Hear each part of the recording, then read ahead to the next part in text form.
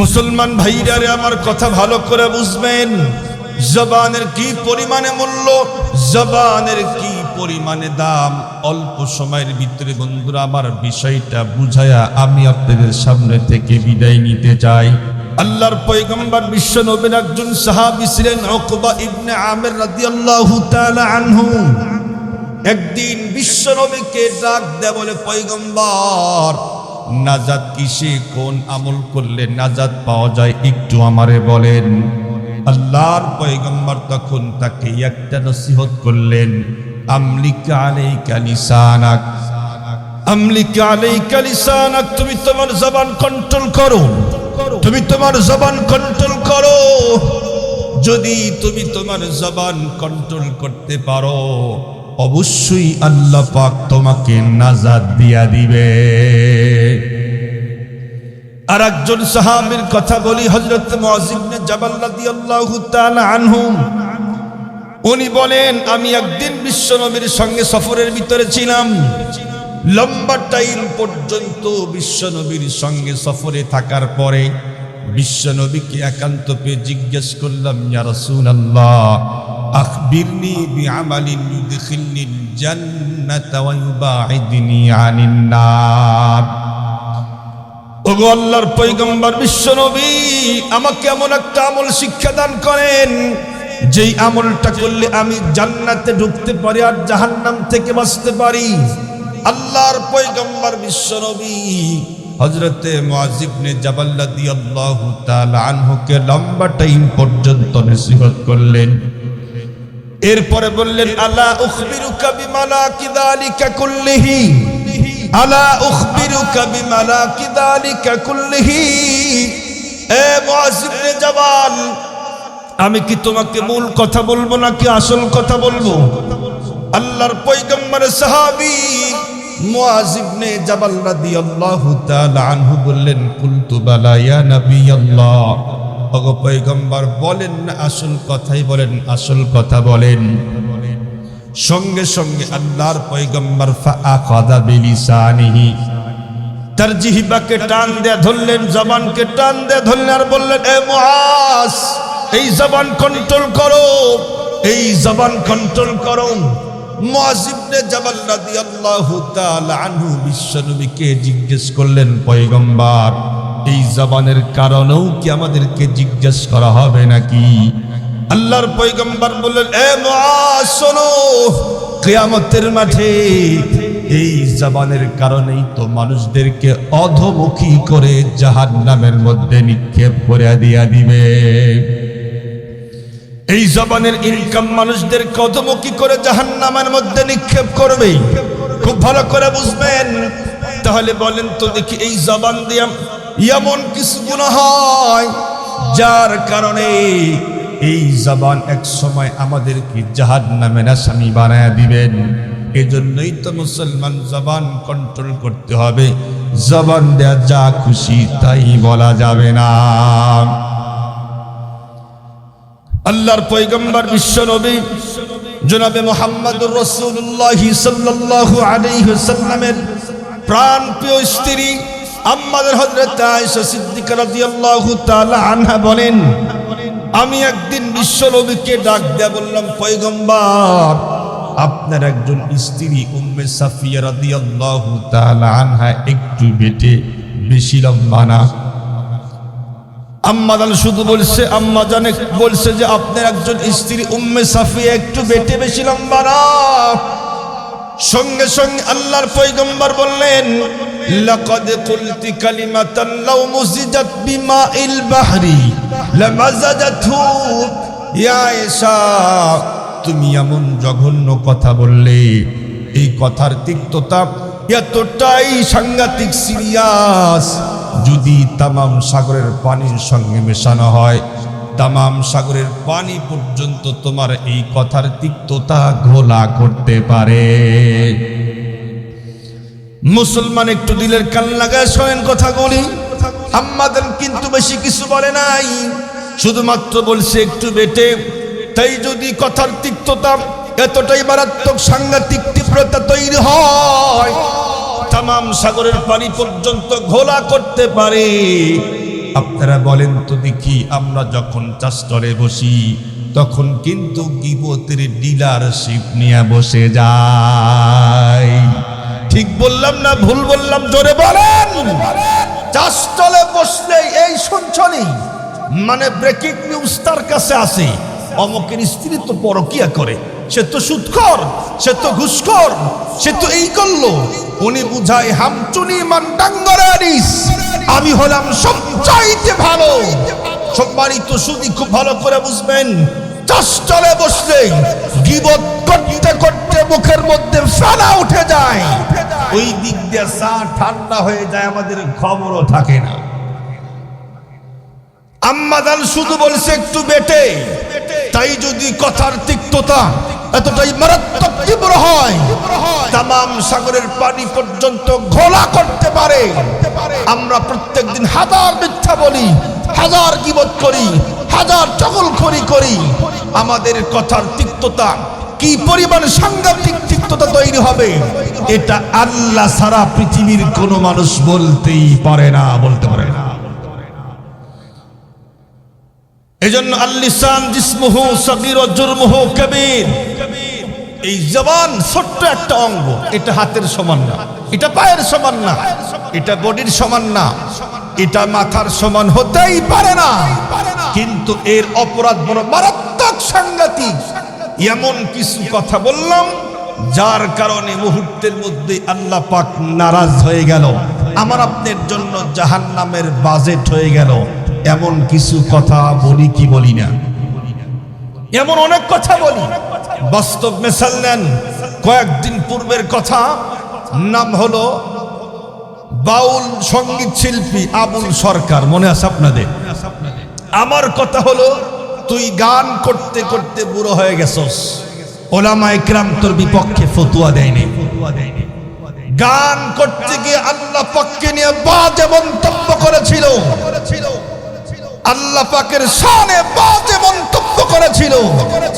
আমি তো বলতে চাই ওর কপাল ভালো, এজন্যই তো আমাদের প্রশাসন তাকে অ্যারেস্ট করেছে, জেলের মধ্যে ঢুকায়া দিয়েছে।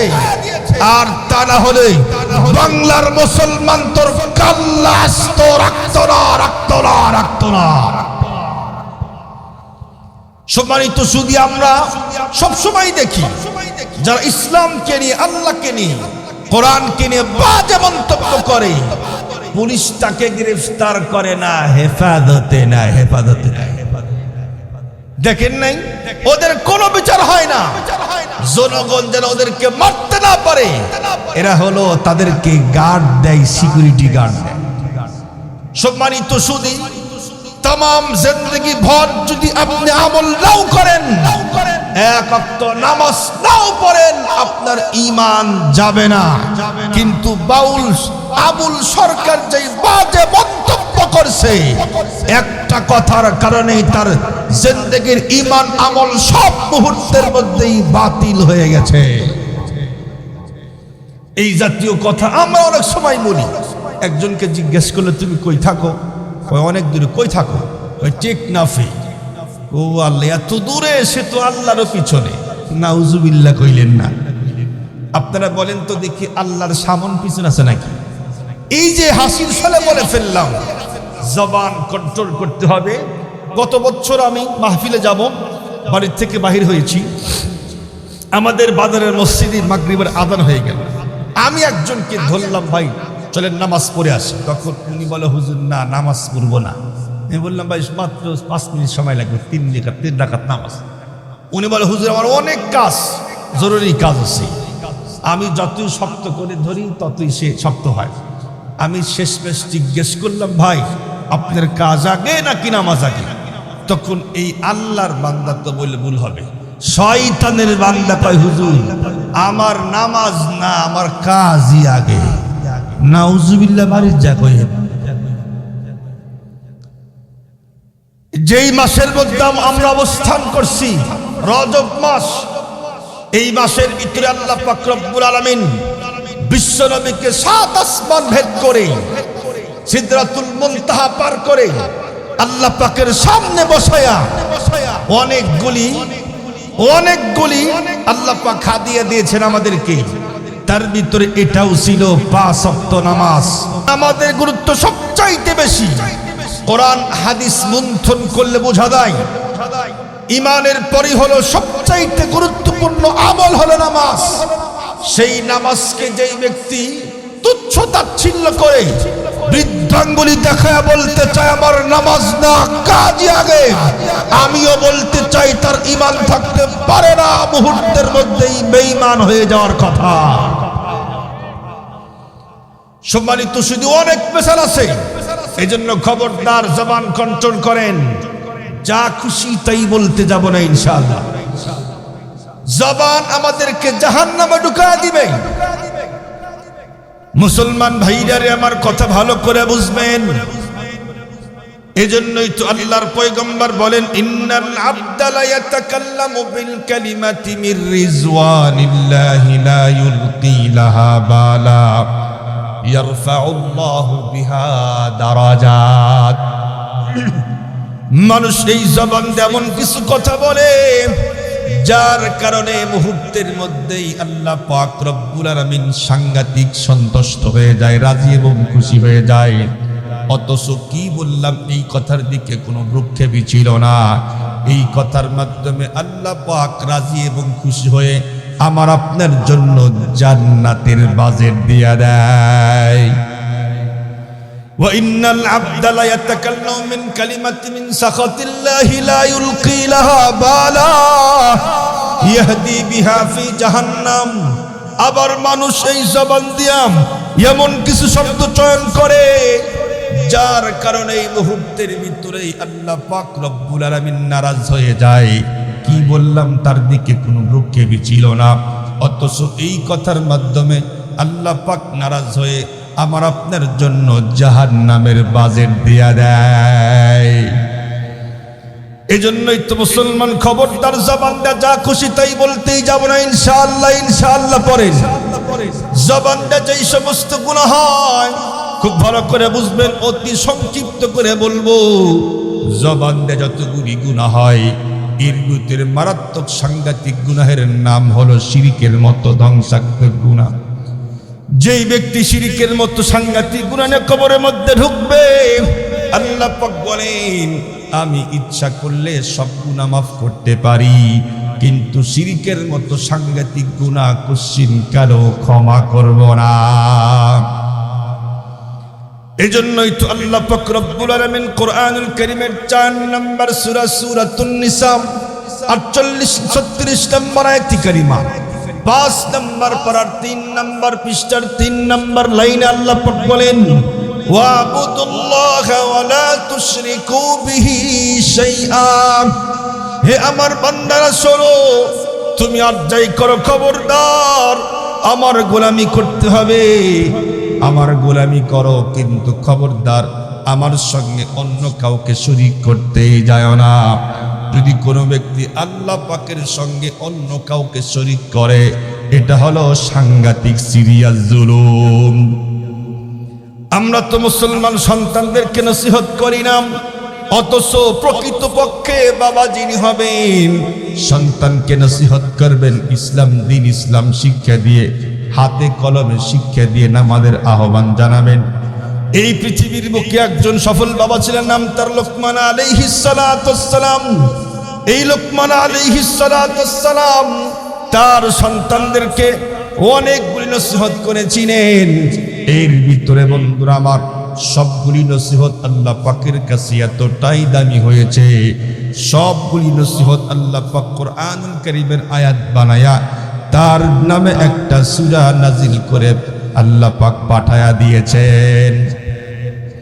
সেই লোকমান আলাইহিস সালাতুস সালাম তার সন্তানদেরকে বলেন ইয়া বুনাইয়া লা তুশরিক বিল্লাহ, ইয়া বুনাইয়া লা তুশরিক বিল্লাহ। হে আমার সন্তান শোনো, খবরদার খবরদার খবরদার আল্লাহ পাকের সঙ্গে অন্য কাউকে শরীক করতেই যায় না।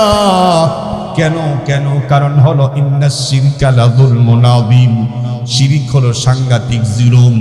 যেই ব্যক্তি শিরিকের গুনাহ না কবরের মধ্যে ঢুকবে, আল্লাহ পাক কোশ্চিন কালেও এই গুনাহ ক্ষমা করবে না।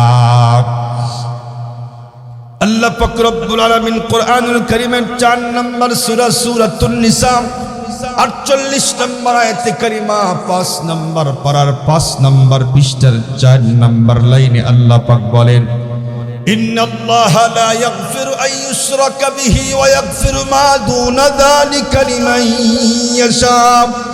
হে আমার বান্দারা শোনো, আমি ইচ্ছা করলে সব রকমের গুনাহ মাফ করতে পারি। আল্লাহ পাকের মতো মহান সত্তা তিনি বলেন, শোনো, আমি ইচ্ছা করলে সব গুনাহ মাফ করতে পারি, কিন্তু শিরকের গুনাহ নিয়ে কবরের মধ্যে ঢুকতেই যায় না। আমি আল্লাহ পাক এই গুনাহ কোশ্চিন কালেও ক্ষমা করতেই যাব না। আল্লাহ পাক তো ক্ষমা করবেন না, তাহলে কি করবেন সেটাও আল্লাহ পাক বলে দিলেন কোরআনুল কারীমের 5 নম্বর সূরা সূরাতুল মাইদা 72 নম্বর আয়াতে কারিমা 6 নম্বর পারার 19 নম্বর পৃষ্ঠার মাঝখানে আল্লাহ পাক বলেন, وقال المسيح يا بني إسرائيل اعبدوا الله ربي وربكم إنه من يشرك بالله فقد حرم الله عليه الجنة ومأواه النار। আল্লাহ পাক রব্বুল আলামিন ঈসা আলাইহিস সালামকে এই পৃথিবীর বুকে পাঠিয়েছিলেন। লম্বা টাইম পর্যন্ত আল্লাহর পয়গম্বর ঈসা তার উম্মতদেরকে আল্লাহ পাকের পথে আহ্বান করেছেন, কিন্তু তার উম্মতগুলো মুসলমান কি করতেছিল? মূর্তির গোলামি করতেছিল। আল্লাহর পয়গম্বর বললেন, ইন্নাহু মাইয়ুশরিক বিল্লাহ, যেই ব্যক্তি আল্লাহ পাকের সঙ্গে অন্য কাউকে শরীক করে, ফাকাদ হারামাল্লাহু আলাইহিল জান্নাতা ওয়া মাওয়াহুন নার, তার জন্য জান্নাত হারাম, জাহান্নাম তার জন্য ঠিকানা হয়ে যায়। আল্লাহ পাকের সঙ্গে শিরিক করলে তার জন্য জান্নাত হারাম, জাহান্নাম তার জন্য ঠিকানা। জাহান্নামের মধ্যে আল্লাহ পাক ঢুকায়া দিবেন, কয়দিন থাকতে হবে সেটাও আল্লাহ পাক বলে দিলেন কোরআনুল কারীমের 30 নম্বর পারা সূরাতুল বাইয়িনার 6 নম্বর আয়াতে কারিমা খোলেন, ইন্নাল্লাযীনা কাফারু মিন আহলিল কিতাবি ওয়াল মুশরিকিন ফি নারি জাহান্নাম খালিদিনা ফিহা উলাইকা হুম শাররুল বারিয়া। নাউযুবিল্লাহ পড়েন। আল্লাহ পাক বলেন, যারা কাফের, যারা মুশরিক এবং আহলে কিতাব, তাদেরকে আমি চিরস্থায়ী জাহান্নামের আসামি বানায়া দিব। নাউযুবিল্লাহ পড়েন। জাহান্নামে একবার ঢুকলে কোশ্চিন কালেও তাদেরকে জাহান্নাম থেকে বাহিরে বের করা হবে। শুধু কি তাই, আল্লাহ পাক আরো বলছেন, উলাইকা হুম শাররুল বারিয়া, এরাই হলো সৃষ্টির সবচাইতে নিকৃষ্ট। নাউযুবিল্লাহ পড়েন। নাউযুবিল্লাহ। সৃষ্টির নিকৃষ্ট হলো কুকুর এবং শুকুর, তাই না? কিন্তু আল্লাহ পাক বললেন, যারা শিরকের গুনাহ নিয়ে কবরে ঢুকবে, এরা কুকুর শুকুরের থেকেও আরো নিকৃষ্ট এবং খারাপ। সম্মানিত সুধী, গুনাহ তো পৃথিবীতে অনেক কিছু আছে, আল্লাহ পাক সব গুনাহকে বাদ দিয়ে একটাকে ধরলেন কেন? শোনো, এই গুনাহ নিয়ে কবরে ঢুকো না, আমি কিন্তু ক্ষমা করব। এত খাপা কেন? এই গুনাহ নিয়ে কবরে ঢুকতে এত খাপা কেন আল্লাহ পাক? একটা মিসাল দিলে খুব ভালো বুঝবেন। যারা আমরা স্বামী আছি, তাদের প্রত্যেকের একটা কমন চাহিদা, সেটি হলো আমি যা খুশি তাই করব। তুমি আমার স্ত্রী হয়ে অন্য পরপুরুষের সঙ্গে চ্যাটিং করতে পারবে না, মিঠা মিঠা আলাপ করতে পারবে না, খবরদার। এটা বরদাস্ত করবই না, তোমার কিন্তু কাল্লা উড়াই দেব। ঠিক বললাম না? বলবই না। সব স্বামী না, অনেক স্বামী এখনো আছে স্ত্রীর সবকিছুই জানের পরেও কিচ্ছু কয় না, তাদের কথা বলছি। যারা প্রকৃত স্বামী, তাদের একটা কমন চাহিদা, খবরদার, যার ভিতরে ন্যূনতম গায়রতবোধ আছে, সে কোশ্চিন কালেও তার স্ত্রী অন্যের সঙ্গে ঢলাঢলি করবে, চ্যাটিং করবে, আলাপ করবে, এটা বরদাস্ত করবে না, করবে না। আমরা স্ত্রীকে কিছুই দেই না, শুধুমাত্র ভরণ পোষণের দায়িত্ব নিয়েছি, এর চেয়ে বেশি কিছু না। আমার স্ত্রীর হাত বানাই নাই, চোখ বানাই নাই, কোনো কিচ্ছু তৈরি করি নাই। তাই যদি এত পাওয়ার দেখাই, আমি ছাড়া অন্য কারোর সঙ্গে কিচ্ছু করতে পারবি না। আল্লাহ পাক বলে, বান্দা সব তো দিলাম আমি, চোখ তো আমি দিয়েছি। আলাম নাজআল্লাহু আইনাইন, আমি কি চোখ দেই নাই? ওয়া লিসানান ওয়া শাফাতাইন, একটা দুইটা ঠোঁট দিয়েছি, একটা জিহ্বা দিয়েছি। ওয়া তুকাল্লিমুনা আইদিহিম, দুই হাত তো আমি দিয়েছি। ওয়া তাশহাদু আরজুলুহুম, দুই পা আমি দিয়েছি। ইন্নাস সামআ ওয়াল বাসারা ওয়াল ফুআদ, আল্লাহ পাক বলেন চোখ দিয়েছি আমি, কান দিয়েছি আমি, মেধা মস্তিষ্ক সব দিয়েছি আমি, লক্ষ কোটি নিয়ামত দিলাম আমি। সুতরাং গোলামি করতে হবে আমার, আমাকে বাদ দিয়ে অন্য কারো গোলামি করবা বরদাস্ত হয় না, জাহান্নামের আসামি বানায়া দিয়া দিব। এজন্য শিরিকের গুনাহ সাংঘাতিক। আল্লাহকে বাদ দিয়ে অন্য কারো সামনে মাথা নত করবেন, এটা বরদাস্ত হয় না। সম্মানিত সুধী, এই শিরিকের গুনাহ জবান দিয়া হয়, আমলের মাধ্যমে হয়। তো এক নাম্বার গুনাহের নাম কি বললাম? শিরিকের গুনাহ। কি বলছি? শিরিকের গুনাহ। আর একটা কথা, 2 নাম্বার হলো মিথ্যা বলা। আপনারা বলেন তো দেখি, মিথ্যা বলা এটা কি হাতের গুনাহ, পায়ের গুনাহ, কিসের গুনাহ? কথা কন না, জবানের গুনাহ। কিসের গুনাহ? সাংঘাতিক পাওয়ারফুল ঠান্ডা। কি বলেন? এমনি তো অবস্থা বলনা বলার, যাই হোক সমস্যা, আল্লাহ বলছে।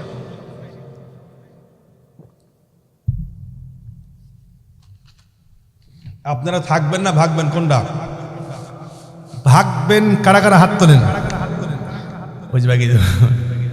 থাকবেন কারা কারা? 2 হাত তুলে আল্লাহকে দেখা দেন, লিল্লাহে তাকবীর, নারায়ে তাকবীর। জোরে কয় না, আওয়াজ নাই, ঠান্ডা জমে গেছে। লিল্লাহে তাকবীর।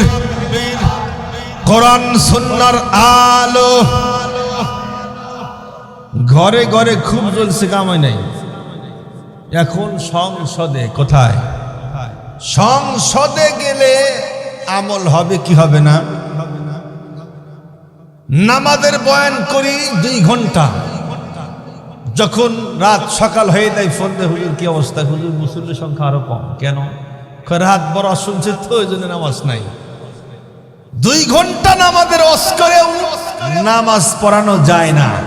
অথচ যদি সংসদ থেকে আসে নামাজ পড়তে হবে, আপনারা বলেন তো দেখি, নামাজ না পড়ে থাকার সুযোগ আছে? আমল হবে কেমনে? একটা খুব ছোট্ট মেসাল নেই, সলঙ্গাবাদের দেয়, দেখবেন কেমন আমল। তো আমি একদিন ঢুকছি জুতার দোকানে, আমার কাছে বের হন। আমি বললাম, ভাই বেচবেন না জুতা? কয় না, পরে আসে।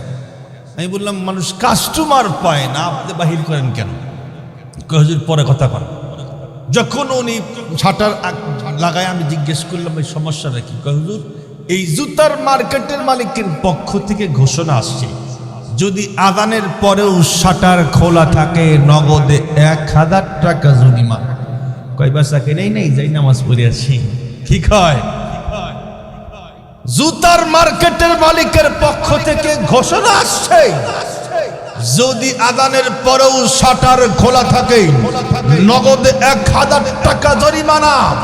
আমি তখন চিন্তা করলাম, আল্লাহ, এই আইন যদি সংসদ থেকে আসতো, মুসলমান তো নামাজ পড়তে পারত, হিন্দু পর্যন্ত শাটার বন্ধ করে নামাজের কাতারে শামিল হতে বাধ্য হয়ে যাইত।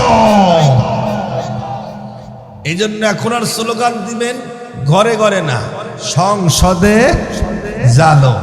সংসদ থেকে যদি আইন পাস হয়, তামাম দেশ এমনিতে আল্লাহর ওলি হবে, এত ওয়াজের দরকার নেই। ঠিক বললাম না ভুল কইলাম? কিন্তু যারা সংসদে যায়, তারা তো এই কোরআন সুন্নাহর আইন পাস করতে চায় না। কেন? কারণ আছে, কোরআন সুন্নাহ জীবনেও মদের লাইসেন্স দিবে না। এ কথা কন না কা? কোরআন সুন্নাহ কোশ্চিন কালেও গম চুরি করতে দিবে না। কোরআন সুন্নাহ কশ্চিন কালেও দেশের সম্পদ বিদেশে পাচার করে বিলাসবহুল বাড়ি আর গাড়ি করতে দেবে না।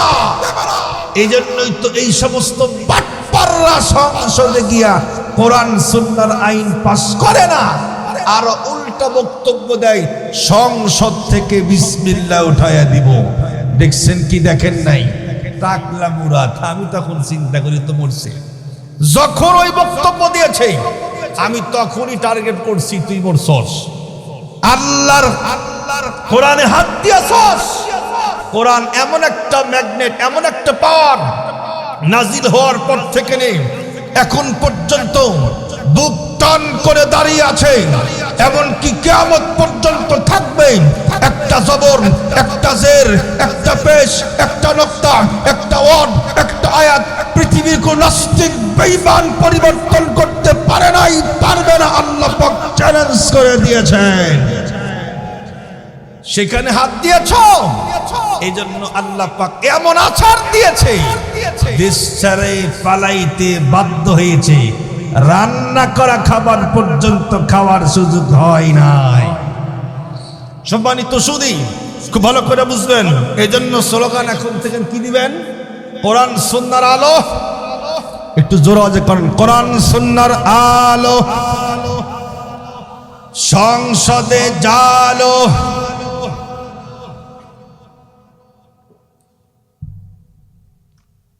আপনারা কি ওয়াজ শুনতেছেন? যাক, মাশাআল্লাহ। আরেকটা কথা, মিথ্যা কথা জবানের গুণ। আপনারা বলেন তো দেখি, মিথ্যা কথা আমাদের সমাজ এখন কম না বেশি? বেশি না?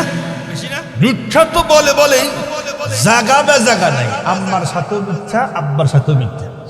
এরপরে জাতির শ্রেষ্ঠ উলামায়ে কেরাম ইমাম সাহেব আর খতিবের সঙ্গেও মিথ্যা আছে না নাই? যেমন একটা মিসাল দিই, ইমাম সাহেব গেছে দোকানে, দোকানে যাওয়া মাত্র, সব দোকানদার না, কিছু দোকানদার, হুজুর আসছেন, মাশাআল্লাহ আমার কপালটা খুব ভালো, বসেন বসেন বসেন, চা খান।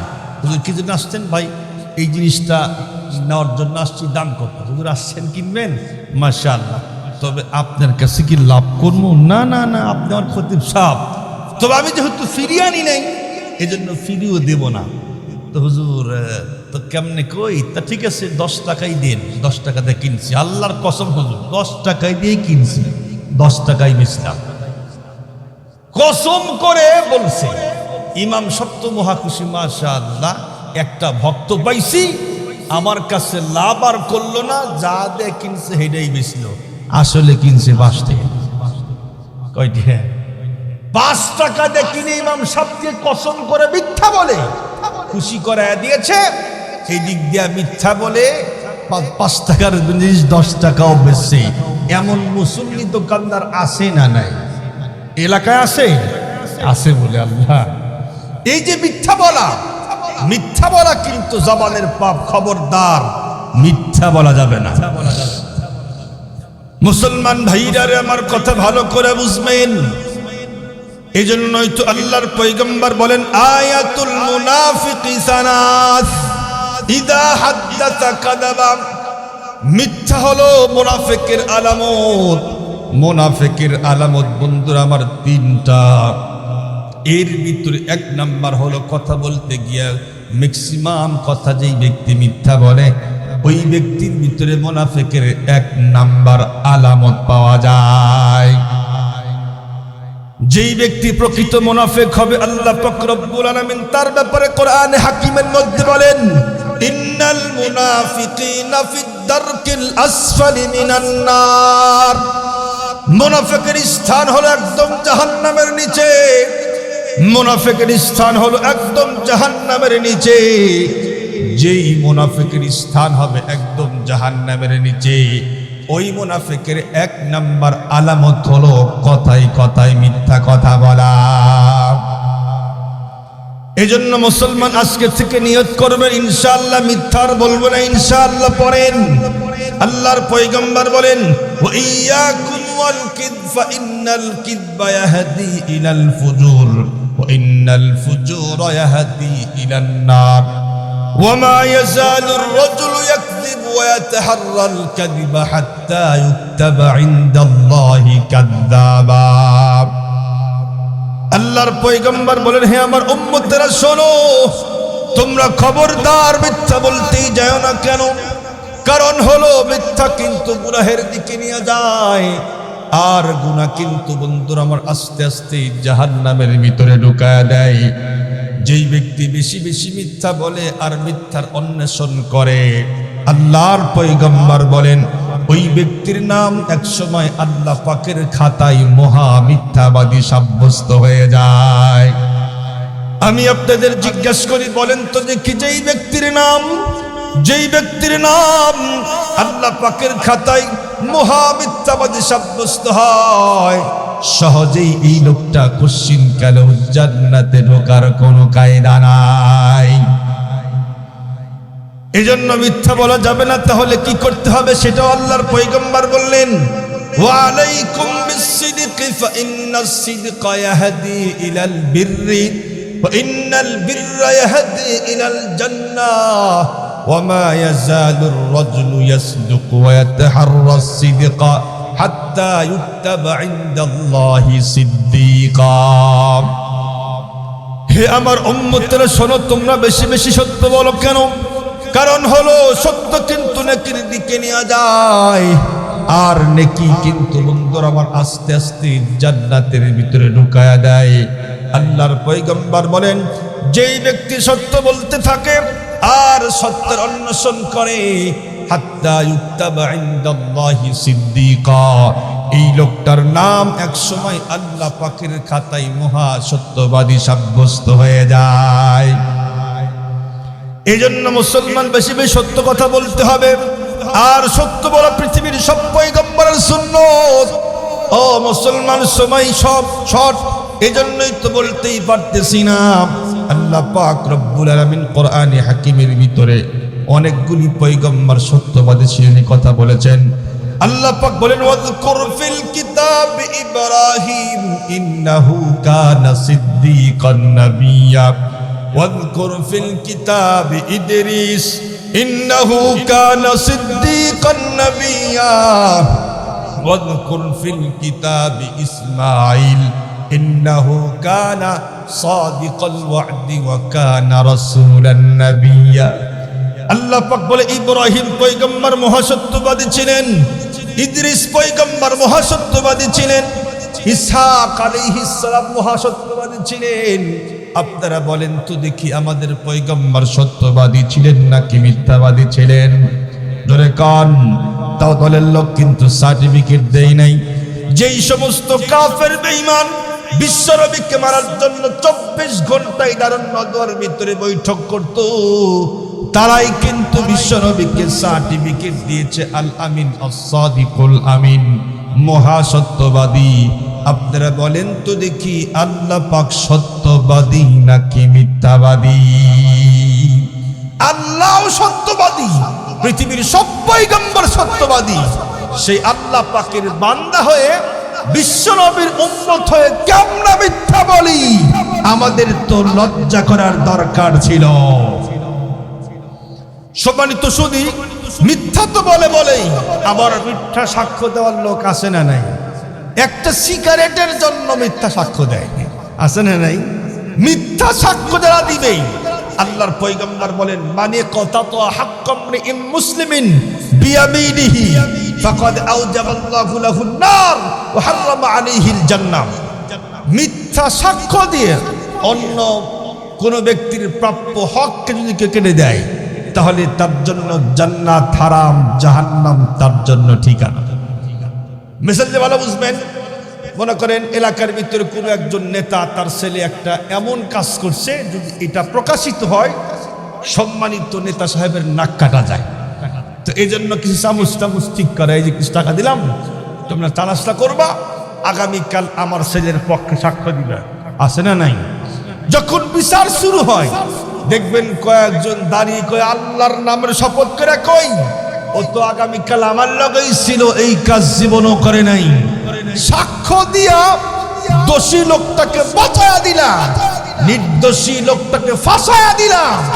আল্লাহর পয়গম্বর বলে তোমার জন্য জান্নাত হারাম, জাহান্নাম তোমার জন্য ঠিকানা। সম্মানিত সুদী দায়িত্বহীন কণ্ঠে বলতে চাই, বাংলাদেশের ওলামায়ে কেরামের মাথার মুকুট আল্লামা মামুনুল হক সহ যতগুলো ওলামায়ে কেরাম জেল আর জুলুম মামলা হামলা করেছিল, একটাও সত্য মামলা না, সবগুলি মিথ্যা মামলা।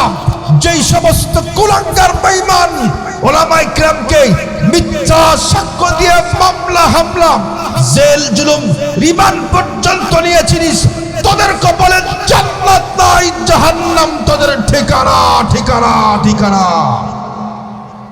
সম্মানিত সুদী, এজন্য মিথ্যা সাক্ষ্য দেওয়া যাবে না, হারাম। মিথ্যা সাক্ষ্য দিলেই আমার জন্য জান্নাত হারাম, জাহান্নাম ঠিকানা হয়ে যাবে। মুসলমান ভাইরা আমার, শেষ কথা বলি, যারা মিথ্যা বলতে বলতে ইন্তেকাল করবে, তওবা করার সুযোগ হবে না, তাদের কি পরিমাণে শাস্তি সংক্ষিপ্ত করে বলে দিব। আল্লাহর পয়গম্বর বিশ্ব নবীর চিরাচরিত নিয়ম ছিল, প্রত্যেক দিন ফজরের নামাজের পরেই সাহাবায়ে কেরামের দিকে ঘুরে বসতেন, এরপরে জিজ্ঞাসা করতেন, তোমরা কোন স্বপ্ন দেখছো নাকি? যদি দেখে থাকো তাহলে অবশ্যই আমাকে বলো, আমি তোমাদের স্বপ্নের তাবির এবং ব্যাখ্যা করে দিয়া দিব।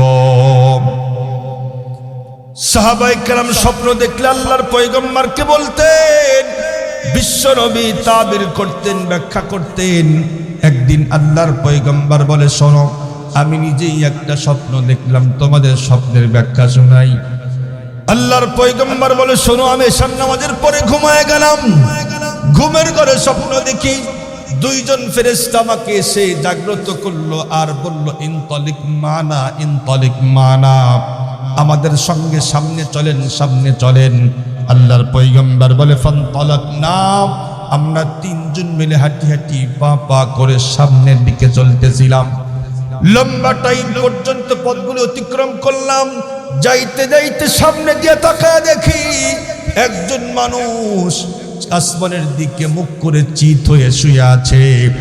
মুসলমান, এই ব্যক্তির মাথার কাছে একজন বিশাল বড় মানুষ বিশাল বড় পাথর নিয়ে দাঁড়িয়ে আছে। কিছুক্ষণ পরেই যেই লোকটা শুয়ে আছে তার মাথাকে লক্ষ্য করে বিশাল বড় পাথর জোরে মারে, আঘাত করে, সঙ্গে সঙ্গে তার মাথা চূর্ণ বিচূর্ণ হয়ে যায়। পাথরটি অনেক দূর পর্যন্ত ভাইগা চলে যায়। আবার পাথর বহন করে নিয়ে আসতেই দেখে লোকটার মাথা আগের মতোই ভালো হয়ে গেছে। আবার ওই পাথরের মাধ্যমে জোরে আঘাত করা হয়, সঙ্গে সঙ্গে মাথাটা চূর্ণ বিচূর্ণ হয়ে যায়। আবার এই পাথরটি অনেক দূর পর্যন্ত ভাইগা চলে যায়। এই লোকটা পাথরটা বহন করে নিয়ে আসতেই দেখে লোকটার মাথা আগের মতো ভালো হয়ে গেছে।